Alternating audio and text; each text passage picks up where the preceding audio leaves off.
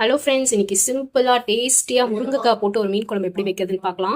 பாருங்க, நல்லா மீன்லாம் நல்லா குக் ஆகி வந்திருக்கு. முருங்கைக்காவோட வாசனை வந்து குழம்புல நல்லா இறங்கி நல்லா குழம்பே வாசனையா இருக்கு. ஸோ இந்த முருங்கைக்காய் போட்டு மோஸ்ட்டாக யாரும் வந்து மீன் குழம்பு வைக்க மாட்டாங்க. பட் நீங்க வந்து இதை ஒரு தடவை ட்ரை பண்ணி பாருங்க, நீங்க திரும்பி திரும்பி செய்வீங்க. அவ்வளோ டேஸ்டா இருக்கும் முருங்கைக்காய் போட்டு மீன் குழம்பு வச்சிங்கன்னா.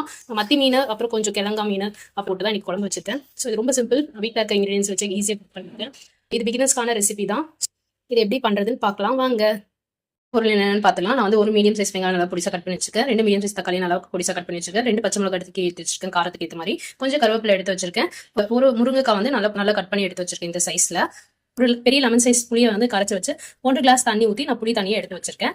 ஸோ அதை தாளிச்சிடலாம். 2 டேபிள் ஸ்பூன் சன்ஃப்ளவர் ஆயில் எடுத்துக்கிறேன். எண்ணெய் சூடாயிடுச்சு. 1 டேபிள் ஸ்பூன் கடுகு ஆட் பண்ணிக்கலாம். இப்போ கட் பண்ணி வச்சிருக்க வெங்காயம், பச்சை மிளகாய், கருவேப்பிலை ஆட் பண்ணிக்கிறேன். இது கூட ஒரு 1/2 டேபிள் ஸ்பூன் இஞ்சி பூண்டு பேஸ்ட் ஆட் பண்ணிட்டு இது நல்லா வதக்கிட்டுக்கலாம். வெங்காயம் நல்லா வதங்கிடுச்சு. நம்ம கட் பண்ணி வச்சுக்க முருங்கைக்காவை ஆட் பண்ணிக்கலாம். இதுல முருங்கை வந்து ஒரு நல்லா ஒரு 1/2 குக் ஆகிற வரைக்கும் இதை குக் பண்ணிக்கோங்க. ஒரு 5 மினிட்ஸ் லோ ஃப்ளேம்ல வச்சு நல்லா குக் பண்ணி எடுத்துக்கலாம். இந்த புளி தண்ணியில நம்ம எடுத்து வச்சுக்க மசாலாவை ஆட் பண்ணிடலாம். நான் வந்து 1/2 டேபிள் ஸ்பூன் சீரகத்தூள் எடுத்திருக்கேன். 1 டேபிள் ஸ்பூன் மல்லித்தூள் எடுத்திருக்கேன். 1/4 டேபிள் ஸ்பூன் மஞ்சத்தூள் எடுத்திருக்கேன். ஒரு நல்லா ஒரு 3 டேபிள் ஸ்பூன் குழம்பு மிளகாய் தூள் எடுத்து இது எல்லாத்தையும் இந்த புளி தண்ணியில போட்டு கரைச்சி எடுத்துக்கலாம். நம்ம கரைச்சி வச்சுக்க புளி தண்ணியில தக்காளி கட் பண்ணி வச்சுக்கோல அதை நல்லா போட்டு பிசைஞ்சு எடுத்துக்கலாம். ஸோ தக்காளியோட நல்ல அந்த ஃபிளேவர்லாம் வந்து இந்த புளி தண்ணியில இறங்கும். அப்பதான் குழம்பு நல்லா டேஸ்டா வரும். முருங்கைக்காய் பாருங்க ஒரு 1/2 குக் ஆயிடுச்சு. இப்போ கரைச்சி வச்சுக்க புளி தண்ணியை ஆட் பண்ணிக்கலாம். இதை நல்லா வந்து ஒரு மீடியம் ஃப்ளேம்ல வச்சு நல்லா குழம்பு வந்து இந்த மிளகாத்தூளோட பச்சை வாசனை போய் ஒரு திக்கான கன்சிஸ்டன்சி வரும். ஸோ அது வரைக்கும் நல்லா குக் பண்ணிக்கலாம். ஒரு 10 to 15 மினிட்ஸ் ஆகும் மீடியம் ஃப்ளேம்ல வச்சிங்கன்னா குக் பண்ணிக்கலாம். கொஞ்சம் மீன்லாம் கலந்து எடுத்து வச்சிருக்கேன். மத்தி மீன், கிழங்கா மீனோட தலை மிக்ஸ் பண்ணி எடுத்து வச்சிருக்கேன். ஸோ இதை வச்சு தான் இன்னைக்கு குழம்பு வைக்க போறேன். 15 மினிட்ஸ் லோ ஃப்ளேம்ல வச்சு நல்லா குக் பண்ணிட்டேன். குழம்பும் நல்லா திக்கான கன்சிஸ்டன்சி வந்துருச்சு. குழம்பு பாருங்க நல்லா வாசனையா இருக்கு. ப்ளஸ் வந்து நல்லா கலர்ஃபுல்லா இருக்கு. சீக்கிரமா திக்கான கன்சிஸ்டன்சி வந்துருச்சு. ஸோ இந்த குழம்பு வச்ச மிளகாத்தூளோட ரெசிபி வேணும்னா டிஸ்கிரிப்ஷன்ல கொடுக்குறேன். ஸோ இது நானே அரைச்ச மிளகாத்தூள் தான். ரொம்ப சிம்பிள், ரொம்ப ஈஸியாகவும் குயிக்காகவும் அரைச்சிடலாம். லைக் பிகினர்ஸ்க்கான ரெசிபி தான் வந்து. ஸோ இப்போ குழம்பு நல்லா கொதிச்சு திக்கான கன்சிஸ்டன்சி வந்துருச்சு. நம்ம மீன் ஆட் பண்ணிக்கலாம். நீங்க உப்பு வேணும்னா இந்த ஸ்டேஜ்ல ஆட் பண்ணிக்கோங்க. நான் இந்த உப்பு வந்து 1 டேபிள் ஸ்பூன் கல் உப்பு ஆட் பண்ணிருக்கேன். இதுல நம்ம எடுத்து வச்சிருக்க மீனை ஆட் பண்ணிக்கலாம்.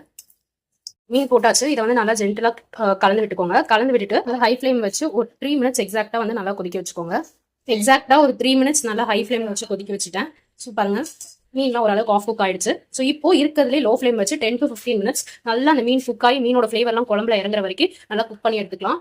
ஸோ இது வந்து ரொம்ப வாசனையா இருக்கும். குழம்பு முருங்கைக்காய் போட்டிருக்கனால ரொம்ப டேஸ்ட்டாகவும் இருக்கும். பாருங்க முருங்கைக்காய் நல்லா மசாலா குழம்புலாம் நல்லா இறங்கி இருக்கு. ஸோ இது வந்து நல்லா ஜென்டலா ஒரு தடவை கிண்டி விட்டுக்கோங்க. அவ்வளோதான். ஒரு 10 to 15 மினிட்ஸ் லோ ஃப்ளேம்ல வச்சு குக் பண்ணிக்கலாம். லோ ஃப்ளேம்ல 15 மினிட்ஸ் நல்லா கொதிக்க வச்சிட்டேன். மீன்லாம் நல்லா குக் ஆகி வந்துருச்சு. பாத்தீங்கன்னா எண்ணெய்லாம் நல்லா திரிஞ்சு வந்திருக்கு பாருங்க. மீனும் நல்லா குக் ஆகி வந்துருச்சு. ஸோ இப்போ ஆஃப் பண்ணிக்கலாம். இவ்வளவுதான்.